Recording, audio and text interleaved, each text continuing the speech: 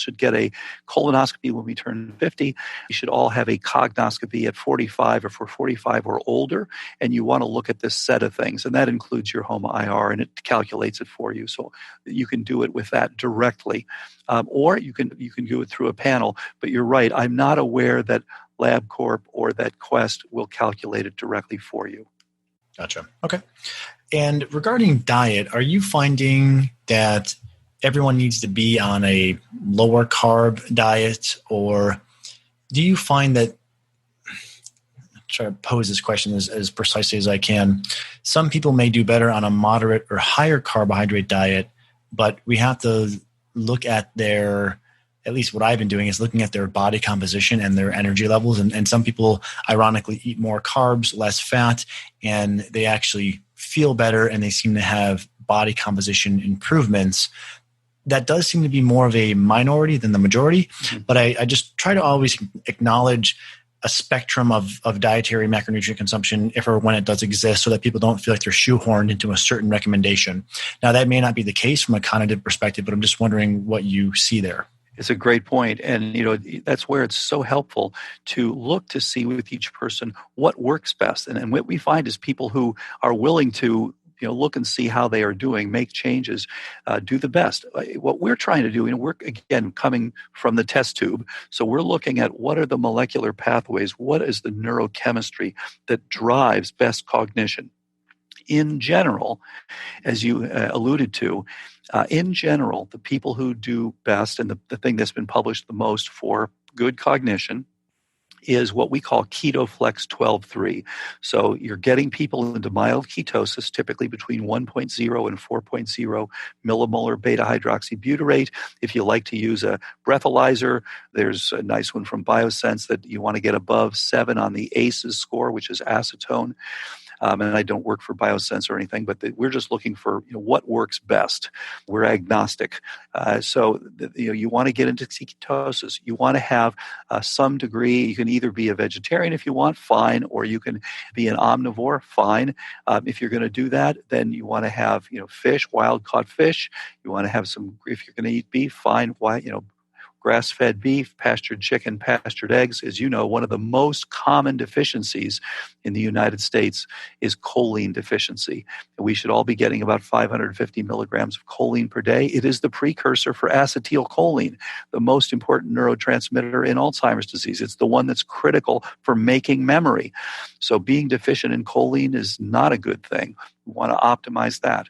And then it is KetoFlex 12-3 because you want to have a minimum fasting period, 12 hours. If you're ApoE4 positive, you want to go up to 14 to 16 hours between when you finish dinner, when you start breakfast, brunch, or lunch, and then a 3-hour fast between finishing dinner and going to bed as a minimum because you don't want to have your insulin spiking while you're going to sleep.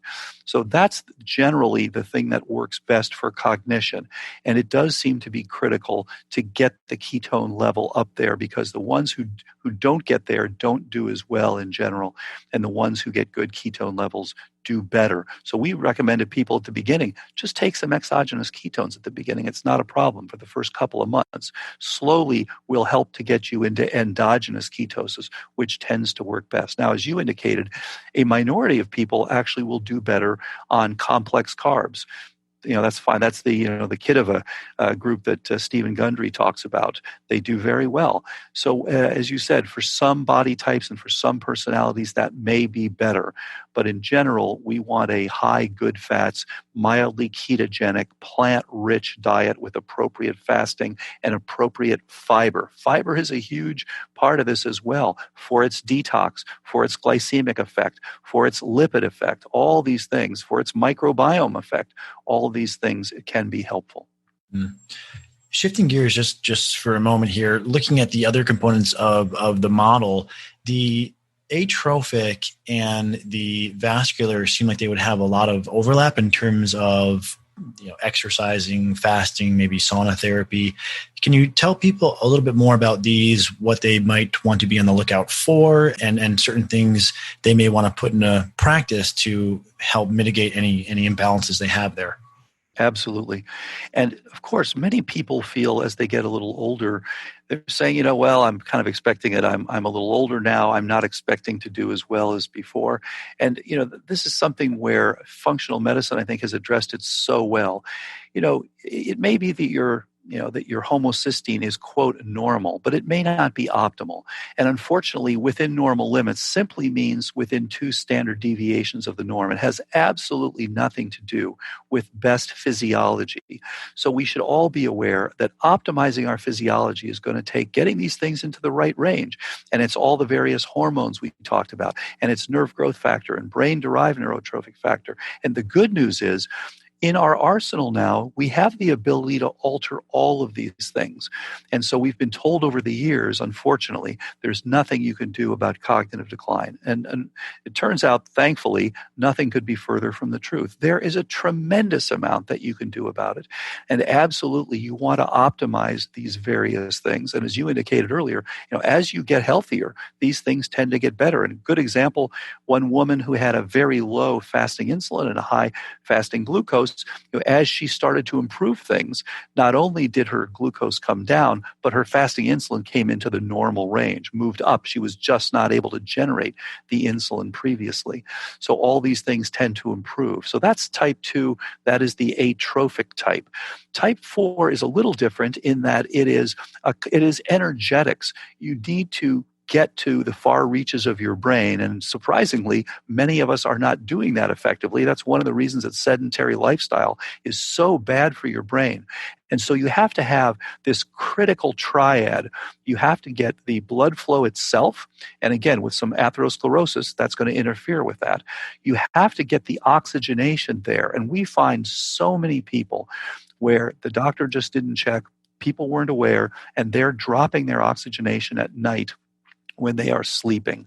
And so they're coming down from 96 to 98% where they should be, down into the 80s, and even we've seen people into the low 70s, even people who didn't realize that they had, so whether didn't know they had sleep apnea and may not even have diagnosed sleep apnea, but they may have upper airway resistance syndrome or other reasons to drop their nocturnal oxygenation. Of course, now with all the things we can check our own nocturnal oxygenation very easily. You can buy an oximeter, or you can get a number of these devices. I'm sorry. Let's go into a little more detail there, because I would actually be really curious to hear what you're finding, because this is kind of a specialized field all in of itself. But how can people get a good read on their sleep quality? And perhaps sleep quality needs to be assessed, and also oxygenation at nighttime needs to be separately assessed. Of course, a sleep study is sometimes just recommended as if it's an easy thing. But then in application, there are some major hurdles with some people's insurance not covering that. Right. Many people don't want to go through the labor of that. A Oura Ring seems like a decent device to get some preliminary data. I know there's the HST, the home sleep test. But what do you think is a good kind of practical? I'm a patient or a clinician. I want to get a preliminary assessment of quality and or oxygenation at nighttime. How does one assess that? Yeah, great point. So usually you're right. For a sleep study, someone will want to know, well, do you have symptoms to suggest that you have sleep apnea? So that's one way to go. But if you don't have that, okay, as you mentioned, there's the Oura Ring. There's also something called Beddr, BEDDR, another way to look at this. The new Fitbits also have this. The new Apple Watch that just came out looks at oxygen saturation. So everybody is realizing now oxygen saturation is important. And I think, some of this has come from COVID-19. You can check your, during the day if you want, you can check your SpO2, your oxygenation status on your iPhone. There's a simple app to do that. So lots of ways to do it, but you do want to know it's a critical piece. Getting the oxygenation, and then the third part of that triad is getting the ketones. You have to have something to burn. You got to, it's just like if you've got an outpost in Alaska, you got to get to the outpost. You got to bring the right things to the outpost, and they've got to be able to use the things that you brought to the outpost. And this is absolutely a critical region for Alzheimer's, a very common contributor to cognitive decline, and also to people who have, quote, normal cognition, but could actually do a little better with optimizing those parameters. Gotcha. And I'll apologize for the audience. There's construction going on by my office, so you may hear some background noise I'm trying to mitigate, but somewhat failing to fully be able to close this out since it's literally right outside my window. What is the accuracy of something like a Fitbit for oxygenation? It would seem to me that we'd need a more complicated measure, although I'm happy to be proven wrong on that. But are those devices fairly accurate in that measure? Yeah, and these things, of course, if you want the most accuracy, you're going to want to have a formal sleep study, no question. These things are all approximations, but they do get you in the right range. And in fact, since we're looking for 96 to 98%, if you're sitting down at 75 or 82 or something like that, very likely that there's a problem. And of course, they also give you a first order approximation so that you can then follow up and say, okay, I now realize that this is an issue. I need to look into it further. Gotcha. So it doesn't necessarily have to be a arduous, expensive, uncomfortable process to at least get a preliminary assessment. Exactly. And I think more and more, as you know, the quantified self is becoming so important and so helpful. And just kind of to know where we all stand. We can measure our ketones, and we can measure our glucose, and we can find out about our microbiome, and we can find out about our genome. And it's just amazing what can be done that wasn't available 10 years ago. And, we can look at our oxygenation. We can look at, the number of steps we're taking and our blood pressures and our heart rate variability and all these things so that we can really do a much better job of adjusting and optimizing our physiology. And I think this is a huge field going forward. Yep, I think it's certainly something with the Oura Ring. I've shared my story on the podcast where I was probably, a bit in denial that going to bed before 11 had as measurable of an impact on sleep quality as it did. But the Oura Ring really exposed that. And I was, really kind of coaxed into being better about getting to bed at an earlier time. That leads to a question I wanted to ask you. I'm not sure if you are looking at enough Oura data to have an opinion here, but is there a certain sleep score, you should be above this range? And if you're not, that's cause for concern? Because that seems a little bit more difficult to adjudicate. It does seem when looking at the app, you want to be at least at 80 or above. That's when you kind of get into the blue sky background, and at least the app is suggesting this is where you want to be. And I look at that as beneficial to know on the one hand. On the other, I don't want to set a goal for people that may be extremely hard for most people to hit and then create angst.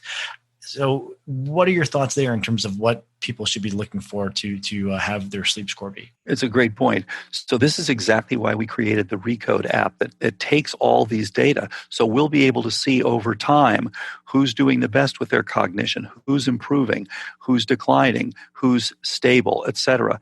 We don't yet have, we have data on, things like glucose and things like toxins and things like that. We don't yet know on an Oura Ring. There just hasn't been enough use of the data. There hasn't been enough input to know what's going to be critical for cognition. So I think you bring up a really good point.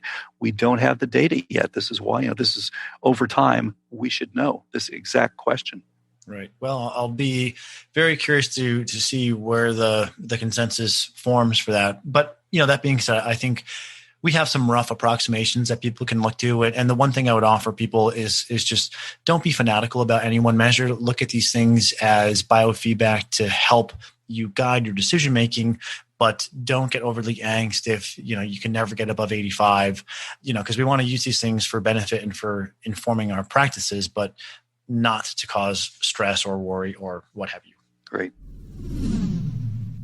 Hi, everyone. This is Dr. Ruscio. In case you need help, I wanted to quickly make you aware of what resources are available to you. If you go to drruscio.com/resources, you will see a few links you can click through for more. Firstly, there is the clinic, which I'm immensely proud of the fact that we deliver cost-effective, simple, but highly efficacious functional medicine. There's also my book, Healthy Good, Healthy You, which has been proven to allow those who've been unable to improve their health, even after seeing numerous doctors, to be able to help them finally feel better. There's also our store, where there's a number of products like our Elemental Heal line, our probiotic line, and other gut supportive and health supportive supplements. health coaching. We now offer health coaching. So if you've read the book or listened to a podcast like this one, or are reading about a product and you need some help with how or when to use or how to integrate with diet,